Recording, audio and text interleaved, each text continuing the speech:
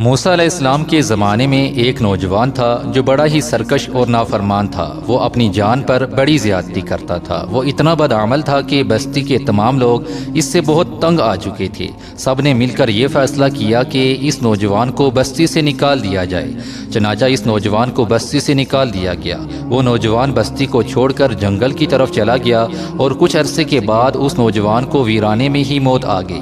اللہ تعالیٰ نے حضرت موسیٰ علیہ السلام کی طرف وحی بھیجی کہ میرا ایک فلاں بندہ جنگل میں مر چکا ہے، جا کر اس کو غسل دیجئے اور اس کی نماز جنازہ بھی پڑھائیں، اور لوگوں سے فرما دیجئے کہ جس بندے کے گناہ بہت زیادہ ہوں وہ اس جنازے کی نماز پڑھے، میں اس بندے کے گناہوں کو جنازے میں شرکت کرنے پر معاف کر دوں گا۔ اور اللہ تعالیٰ نے ساتھ میں یہ بھی فرمایا اور اس کو قبر میں جلد دفنا دیا جائے تاکہ میں اس کے ساتھ اچھا معاملہ کروں۔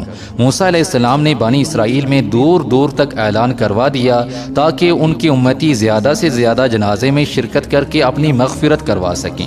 موسیٰ علیہ السلام کا اعلان سن کر کافی تعداد میں لوگ اکٹھے ہو گئے کیونکہ وہ اپنی مغفرت کی خوشخبری سن چکے تھے۔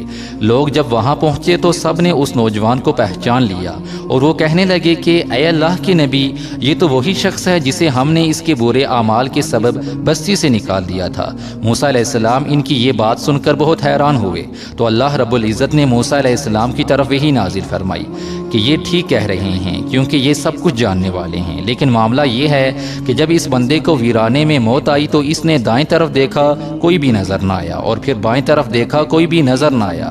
اس نے اپنے آپ کو غریب مسافر گھر سے باہر اکیلا، ذلیل اور مایوس ٹوٹا دل پایا، اور آسمان کی طرف دیکھ کر کہنے لگا، مالک تیرے بندوں میں سے ایک بندہ ہوں اور اپنے شہر میں سے اپنوں کے ہاتھوں نکالا گیا ہوں۔ اگر مجھے علم ہوتا کہ مجھے عذاب دینے سے آپ کی شاہی میں اضافہ ہو جائے گا اور مجھے صاف کر دینے سے آپ کی بادشاہی میں کوئی کمی آئے گی تو اے اللہ میں آپ سے کبھی مغفرت کا سوال ہی نہ کرتا، مگر میرے مالک نہیں کوئی جائے پناہ اور نہیں کوئی میری امید گاہ مگر تیرے سوا۔